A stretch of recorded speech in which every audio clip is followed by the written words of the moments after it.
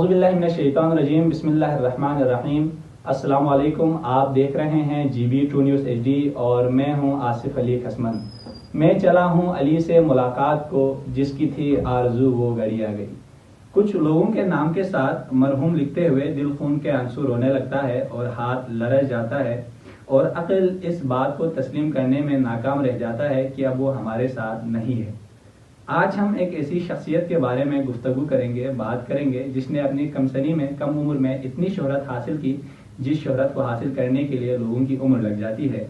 آج ہم بات کریں گے شہید خواجہ علی کاظم کی زندگی کے بارے میں۔ شہید خواجہ علی کاظم کے والد صاحب کا نام خواجہ نذیر صاحب ہیں اور آپ کی والدہ صاحبہ کا نام بطول ہے۔ آپ کے 2 بھائی اور 3 بہنیں ہیں۔ آپ کا تعلق سرزمین اہل بیت بلتستان کے ایک چھوٹے سے گاؤں گیل سے ہے۔ آپ بچپن سے ہی ایک شاطر طالب علم ہوا کرتے تھے۔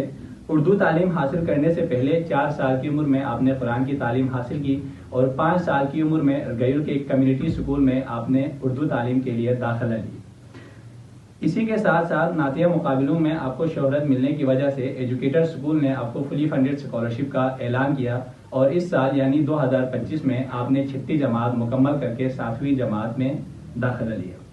بچپن سے ہی آپ نعت اور قصیدے پڑھتے تھے۔ اہلیان ارگیل عموماً آپ کو چھوٹے بڑے تمام محفل میں مولا کی مدح خوانی کے لیے آپ کو دعوت دیتے تھے۔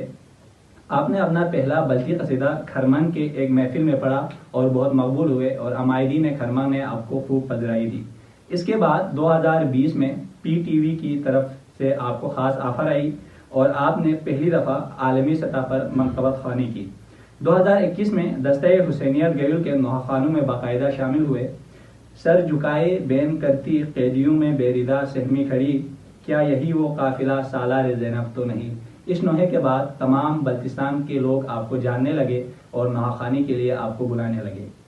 آپ پاکستان کے علاوہ اپنی قلیل عمر میں ملک خزانیہ، عراق، ایران، شام، کوفہ اور نجف بھی تشریف لے گئے اور وہاں پہ بھی مولا کی مدح خوانی کی۔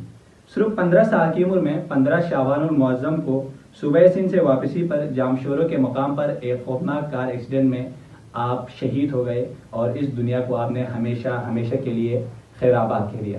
اللہ تعالیٰ آپ کی مغفرت فرمائے اور تمام لواحقین کو صبر جمیل عطا فرمائے۔